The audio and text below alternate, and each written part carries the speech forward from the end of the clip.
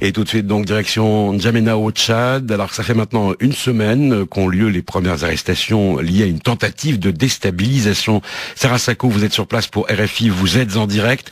Le président Déby, donc, vient de convoquer à la présidence des responsables de l'opposition et de la société civile pour faire une mise au point. C'est bien ça?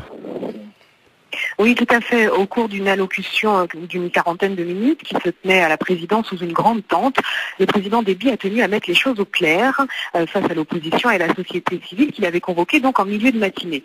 D'abord, il est revenu sur la qualification des derniers événements. Il ne s'agit pas d'un coup d'État qui implique des armes et l'armée, a-t-il dit, mais d'une conspiration. Idriss Déby a insisté sur ce terme. Il a même utilisé une image, une conspiration qu'on peut appeler l'été tchadien à l'image du printemps arabe, a-t-il expliqué. Sur le fond du dossier, il a évoqué des preuves, je cite, accablantes aux mains de la justice et a déclaré que le groupuscule incriminé avait des connexions avec un groupe armé, ici au Tchad, résidu de l'ancienne rébellion dirigée par feu le colonel Djibril Nasser, mais aussi des connexions avec des Tchadiens en France.